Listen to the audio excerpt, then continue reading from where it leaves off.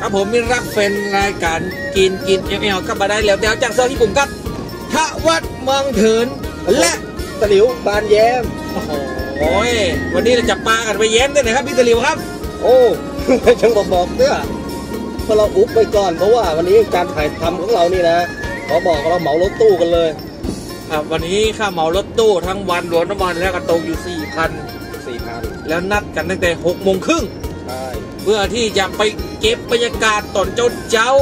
ที่แสงสวยๆแดดอ่อนๆภาพงามๆบรรยากาศทิวทัศน์มุมสูงก็ที่จะเห็นเมืองเชียงใหม่ยามเช้าครับหลังจากนั้นพอตื่นมาเป็นได้อย่างที่หันเนี่ยครับท่านผู้ชมฟ้าเคิมฝนทางหน้าเนี่ยแต่ผมจะปัดกระจกก็ว่าครับเนี่ยแผลบมืดตึกครับมืดตึกไปตามนั้นนะครับเนาะแต่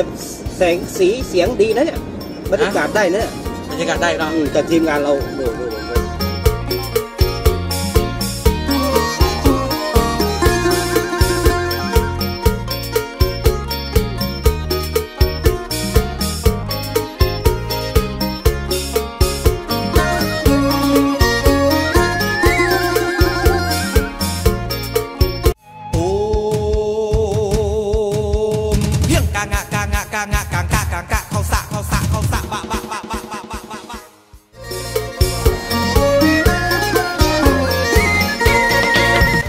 ท่านผู้ชมครับตอนนี้เรามาอยู่กันถึงบริเวณวัดพระธาตุดอยคำเป็นที่เรียบร้อย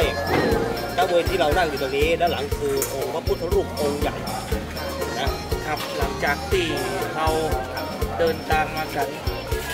ตั้งแต่เจ้าเลยวันนี้ตั้งใจจะเอาบรรยากาศแบบภาพใสๆสวยๆแต่ตื่นมาวันนี้ครับฟ้าฝนมาเป็นใจครับมันก็เลยมืดทึบอันนี้เราถ่ายทำกันกลางฟ้ากลางฝนเลยนะครับแต่ถึงอย่างนั้นวัดเมืองเถินประชาชนที่มากันที่ก็ไม่เป็นน้องที่มากันที่วัดพระธาตุดอยคำโอ้เยอะแยะมากมายถึงฝนไม่ตกนี่นะโอ้รถจนล้นพอผมมีที่จอดครับนะครับเพราะว่ามันมีหันยังที่วัดพระธาตุดอยคำนี่นะแน่นอนมันมีหันยังที่เปิ้ลมาวัดพระธาตุเพราะว่าเปิ้ลมาสักการะบูชาไหว้นั่นคือส่วนหนึ่งองค์พระธาตุส่วนหนึ่งแต่ความเจ๋งหรือว่าส่วนมากแล้วที่ถามคนใกล้ชิดนะหรือว่าคนที่ตั้งใจมานะมันมีท่านอย่างหนึ่งมันอยู่ตรงไหนครับบอกเมื่อตอนนี้เลยบอกตอนนี้ไม่ได้เตื้อเดี๋ยวต้องคือทุกท่านโดยทวัดเมืองเถินและตะหลิวบ้านเย่ไปดูว่า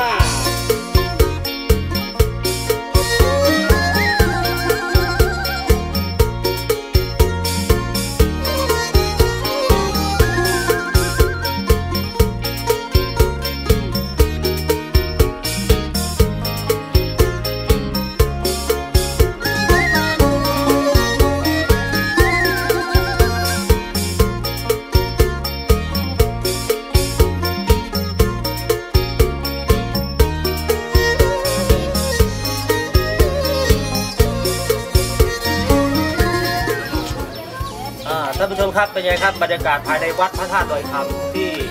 ผู้มีจิตศรัทธานอกจากองค์พระธาตุแล้วนะฮะที่มาขอเพื่อว่ามาตั้งจิตอธิษฐานเพื่อที่จะขอในสิ่งที่ตัวเก่าอยากประสบความสำเร็จใช่ในด้านเจ้าทันใจครับพระเจ้าตันใจพระเจ้าตันใจขอแล้วได้เลยใช่ครับพระเจ้าทันใจที่วัดดอยคำของเขานี่ถือว่าศักดิ์สิทธิ์สังเกตจากไหนสังเกตจากอะไรพวงมาลัยดอกมะลิพวงมาลัยดอกมะลิครับที่เปิ้ลประกาศเมื่อกี้ได้ยินก่อนล่าสุดเลยก็คือมีการมาซื้อดอกมะลิมาถวายที่วัดดอยคำ100,000 พวงโอ้โหเพราะฉะนั้นเปิ้ลจะต้องประสบความสำเร็จในธุรกิจเปิ้ลในด้านเงินทองหลาย10หลายร้อยล้านแน่ฉะนั้นวัดพระธาตุดอยคำก็จะมาขอพรบนบานครับบนกระเมืองเขาบนบานสันเก่าตั้งจิตอธิษฐานครับยกมือไหว้ไปมือซ้ายแล้วก็อธิษฐานครับหนึ่งเดียว ครับมันจะว่าไปขออะไรอย่างอันนั้นก็ขออันนี้ก็ขออันนั้นก็ขอสบายอย่าง5อย่าง10อย่างแล้วก็จะให้ประสบความสำเร็จมาได้อันนี้ส่งแว่นอ๋อเขาส่งอย่างหันแว่นไปกระจกอ๋อมันได้ประโยชน์หลายอย่างนอกจากจะคือความหล่อได้พิธีกรแล้วยังทำให้คนอื่นรอได้ตัวส่องกระจกได้ตัว1วิธีการก็คือจุดธูป3 ดอกครับชื่อนามสกุลของตัวเองให้ชัดเจนแล้วสิ่งที่จะอธิษฐานที่ต้องการจะขอ1 ข้อเดียวอย่าโลภมากถ้าขอหลายอย่างโมโหจะช่วยอะไรแม่สมมติว่าขอคือได้ขายที่ได้ขอคือได้ถูกหวยขอนู่นขอนี่ก็ได้ต้องขอที่อย่างเดียวตั้งใจแต่เงินเจียมติดแต่บ้านตั้งจิตอธิษฐานลูกบ้านมาตั้งแต่ตื่นเช้ามาว่าวันนี้จะไปขอบารมีของพระเจ้าตันใจที่วัดพระธาตุดอยคำเพื่อที่สมมตินะครับเพื่อที่อยากจะขายที่ได้ที่ดินเหรอที่ดินหรือขอเพิ่มเทปรายการกินแก้วมีคนชมเยอะๆมีคนพอนักมาถึงจุดถูกยกมือไหว้ไปมือสาธุขอให้สิ่งนี้ประสบผลสำเร็จดังที่ตั้งใจไว้ถ้าประสบผลสำเร็จจะมาแก้บนโดยดอกมะลิที่บนบานไว้ว่าบนไว้กี่พวงพวงขาวมากบอกมะลิขาวอันนั้นกระเพงอันนั้นมันกระเพงวัดกระเพงวัดมาจากไหนกันเนาะกระเพงวัดเว้ยขาวมาวัดแคมคิดอกุศลครับดูแต่สิ่งที่เป็นมงคลสิ่งสวยงามบอกใจตัวเก่าเอง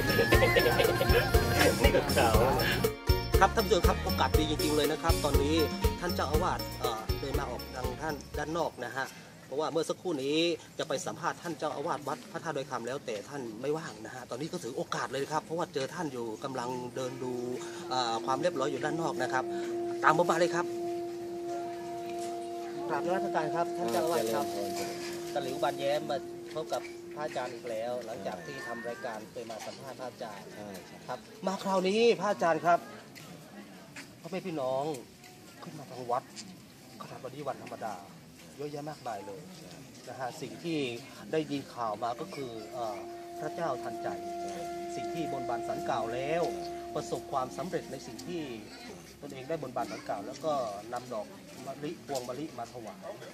ครับที่มาที่ไป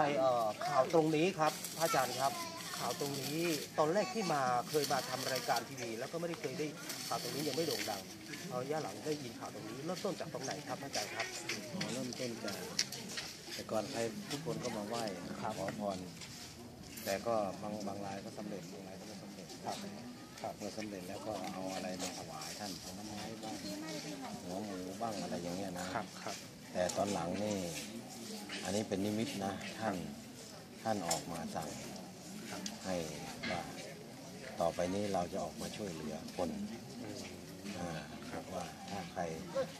มาขอเราเนี่ยถ้าเขาสำเร็จแล้วเนี่ยให้เขาเอาดอกมะลิมาถวายเราครับฟังตรงนี้เลยรู้สึกว่าขนของผมจะขึ้นสู้ขึ้นมาทันทีเลยนะครับวันนี้ภูมิใจอย่างยิ่งเลยนะครับที่รายการกินแอลวันนี้มาทำรายการก็ถือว่าโชคดีมากเลยนะครับอย่างนั้นก็ขอขอบคุณพระอาจารย์ที่ให้ข้อมูลตรงนี้นะครับกราบนมัสการพระอาจารย์โอ้เพียงกางะกังกะเขาสะบะครับท่านผู้ชมครับนี่คือระฆังใบใหญ่นะฮะแล้วก็มีลูกระฆังแล้วก็จะมีเสียงออกมาตรงนี้ต้องอธิษฐานนะครับดูนะครับว่าผมจะลูบแล้วเสียงจะดังไหมหมายความว่าถ้าตั้งจิตอธิษฐานครับถ้าคิดว่าถ้ามันจะสำเร็จปั๊บระฆังจะดัง แต่ว่าถ้าท่านอธิษฐานสิ่งที่ท่านอธิษฐานเนี่ยแล้วก็รูปไปถ้ามันประดังเนี่ยแสดงว่ามันน่าจะสำเร็จอธิษฐานหรือยังอธิษฐานแล้วครับอ้าวดังแล้วของคนอื่นเขาของคนอื่นท่านผู้ชมครับตอนนี้ตะหลิวปานแย้มนะได้อธิษฐานแล้วนะครับแล้วก็ลงมือเพื่อที่จะรูปนะครับใช้คำว่ารูปนะครับไม่ใช่ใช้คำว่าตีดังไงอ้าวดังแล้วของคนอื่นเปิ้ลของเปิ้ลจะตาบกอกแห้งแล้วครับวัดบังเอิญมา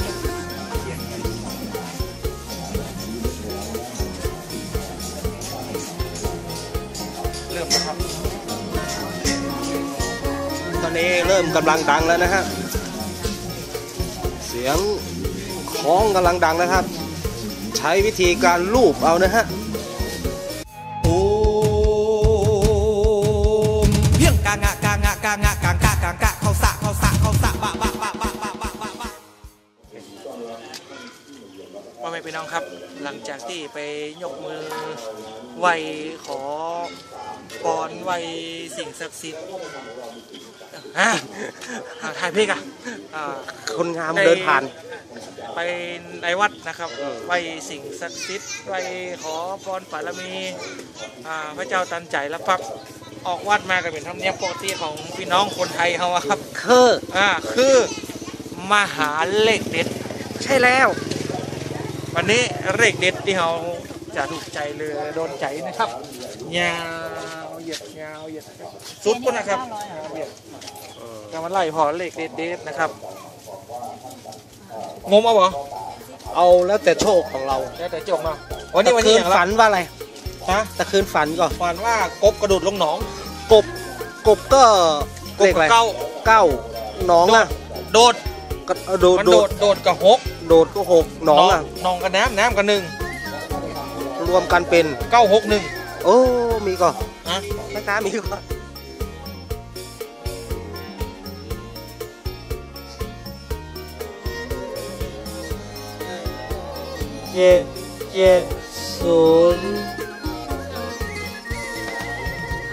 รางวัลที่1มีนี่แล้วโอเค